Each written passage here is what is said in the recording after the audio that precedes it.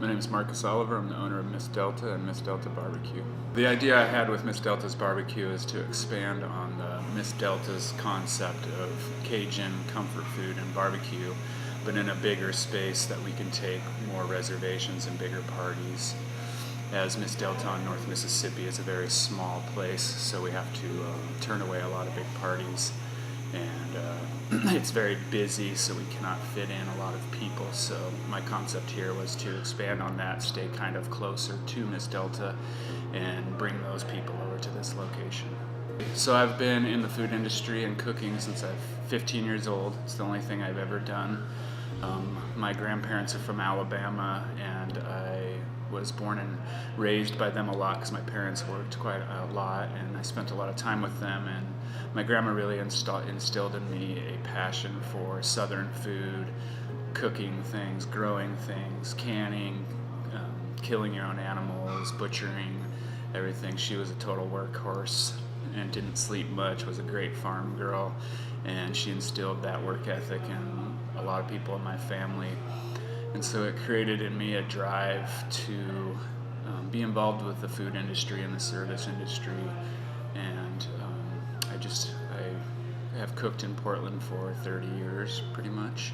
And I went to culinary school at California Culinary Academy to solidify my drive and my wants and desires to be in this industry. And here we are now. I'm very active. I don't like to sit around. I'm kind of always going and always thinking and always kind of coming up with new ideas. So the industry fits me really well. It's a constant thing. You're never really off the clock, especially as an owner or a chef. I learned about it from my grandmother and my father, as they were very hard workers, and it really wore off on me and instilled in me that hard work brings good things and brings satisfaction to you. And I just love this industry. I love pleasing people. I love feeding people. I love talking with people. And I love to cook. And barbecue just became a passion after so many years of trying a bunch of different things and working in many different high-end restaurants in town. I wanted to create something that was more relaxed and having a lot more fun. Since we're working so hard, let's have fun with what we do. And it kind of morphed into the Miss Delta world. It's one of the biggest challenges that I've found, especially with a second location now. And I am still growing and learning on that, and I'm trying my hardest to balance my life outside of here with my life inside the restaurants. My kids and my wife are at the restaurants a lot. I spend a lot of time with my kids at this restaurant right now, especially. They grew up at Miss Delta.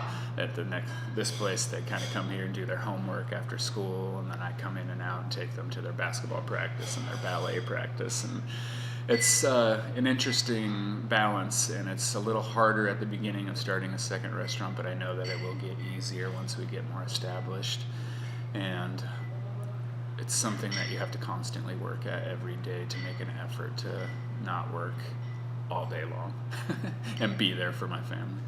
Interesting outlook on the restaurant industry in Portland right now, because it seems to be divided between really higher end and more middle to lower end. And growing up here, I grew up in restaurants more like mine, where it was a little bit more relaxed, a little bit more fun, a little bit just everyday people hanging out, a local place for locals to hang out at. And that's what I wanted to keep going in this town. I think that we're tending to get up to the higher end, like you said, hotels and bigger restaurants and more people influx and higher rents. But I see a desire out there in a lot of people to still have that old Portland aspect of local joints that they can just go have a great bite to eat, that's not too expensive, have a blast, get great service, and bring their families to and then just enjoy a night out on the town without having to blow their bank accounts or get reservations 6 months in advance. So over the years, it's kind of morphed into what it is now. Whereas we use all wood-fired smokers. The one we use here now is a water-based wood-fire smoker, so it's a little different than what we have over at Miss Delta on Mississippi. I think we created a unique barbecue style where it's kind of a amalgamation of a couple different styles brought into one. We marinate all of our ribs and our brisket in the 2 hot sauces that I create. The ribs and pulled pork all get marinated in our green sauce and then dry rubbed, whereas our brisket gets rubbed in our red sauce, and then we only use salt, pepper, and garlic granules on there.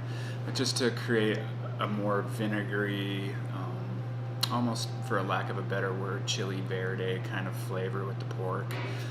Just a light dry rub on there, just real straightforward, not super heavily smoked, but a nice flavor.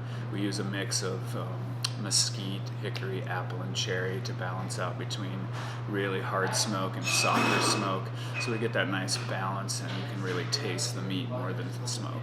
I would give myself the advice to not get distracted, work hard, set goals and achieve them, have fun while you're doing it, and really try to work that life outside of restaurant balance, because that's one of the biggest lessons I've learned. Is I tend to commit myself to just the restaurants and working hard, and I can just work, and I'll work all day and all night. In fact, I pulled an all-nighter the other night here at the restaurant to do a catering gig, and I would really tell myself to get more prepared and get a real game plan together, because a lot of the stuff I've done, I just am the kind of guy that jumps right in and goes and makes it happen. But if I could have took a step back and really learned how to plan it all out, put it on paper a little more, I think the steps to getting there would have been a lot easier.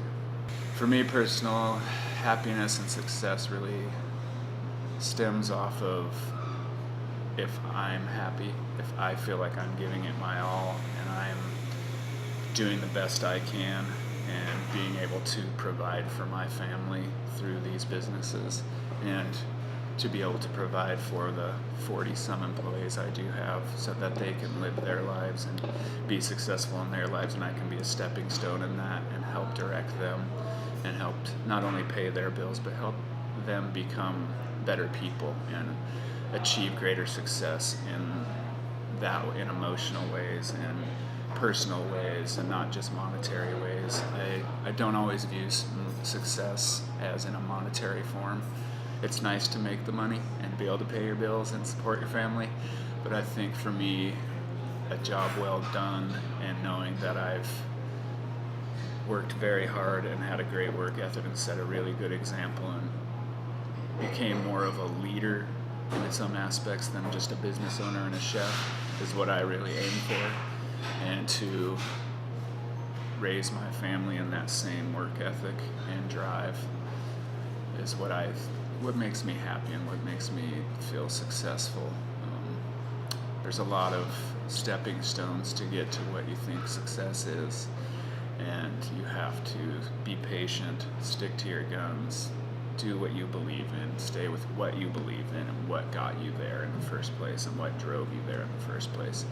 And I feel like if you do that, you will see success the way you want to see it.